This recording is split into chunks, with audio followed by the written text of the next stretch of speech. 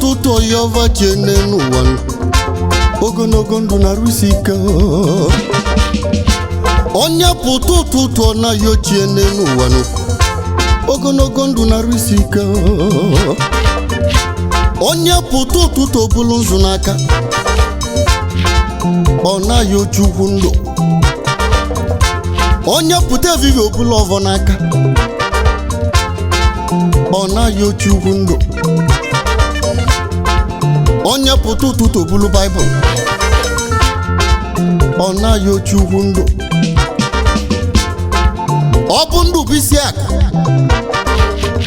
Okunu man obundu bisiak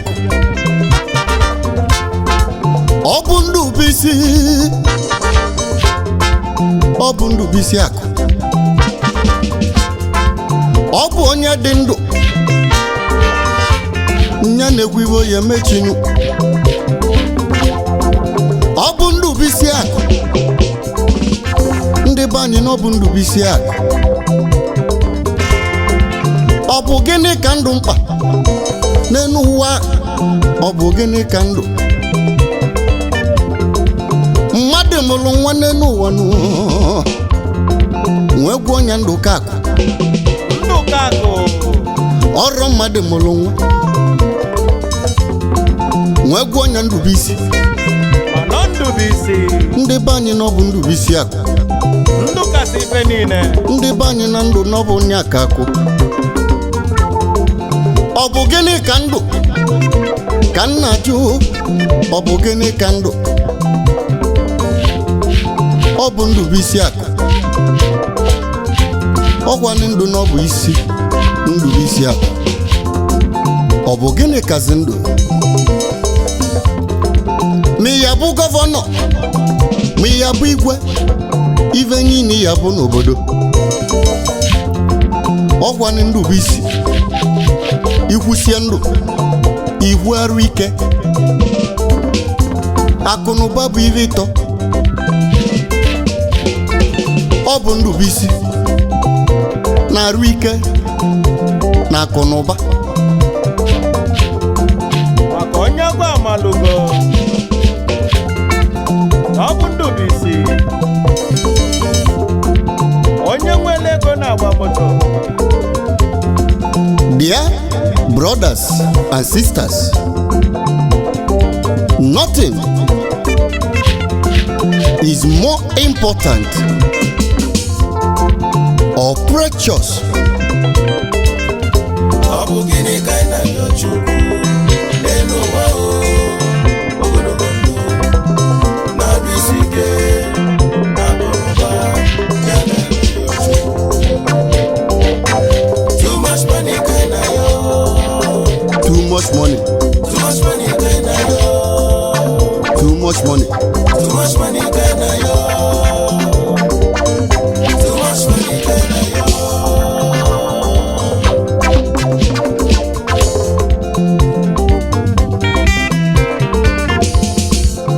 Ọ bụ Ndubuisi ndị be anyị, ọ bụ Ndubuisi akụ. Ndị be anyị, ọ bụ Ndubuisi akụ.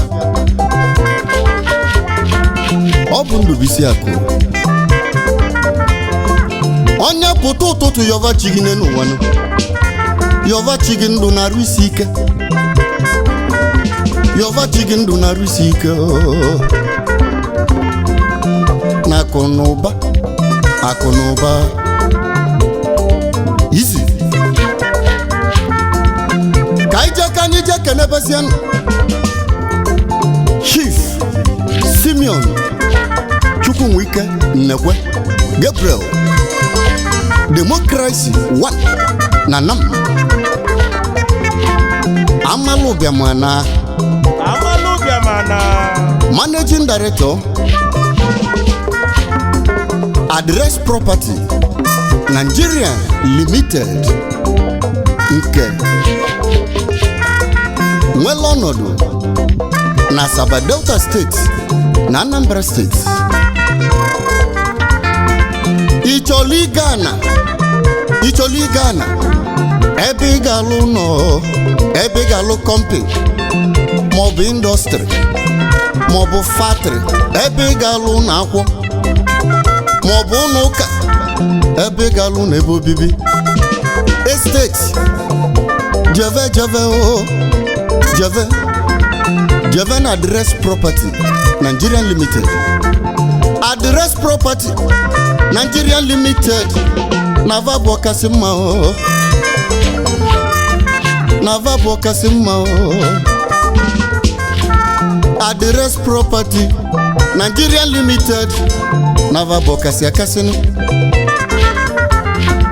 Ị chọrọ ịzụ ana, jeve na Address Property Nigeria Limited, maka na vabụ ebe anọ. Anyị ejebe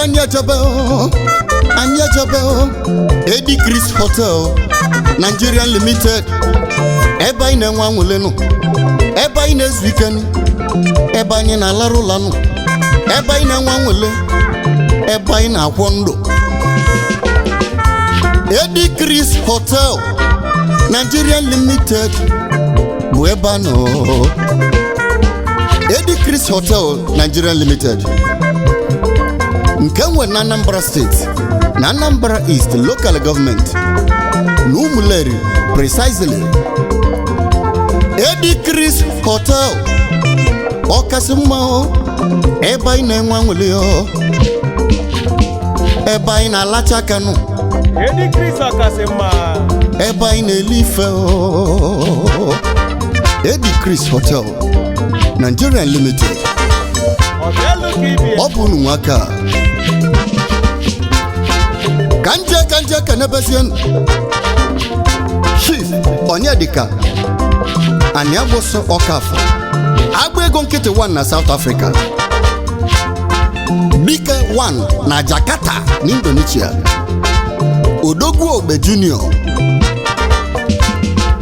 Ike Neshia na Major of Africa na Ekenunu.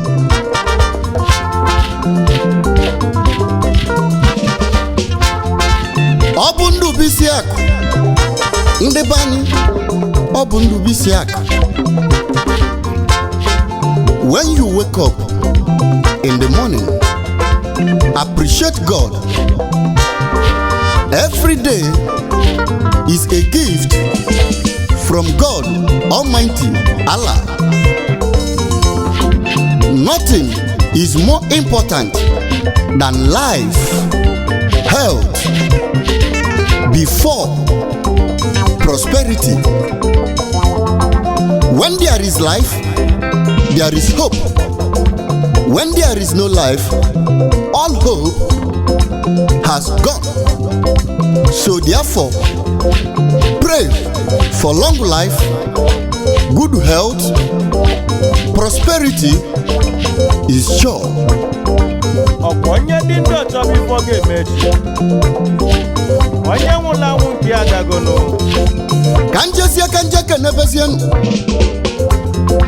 Chief Chinedu Luke Ameka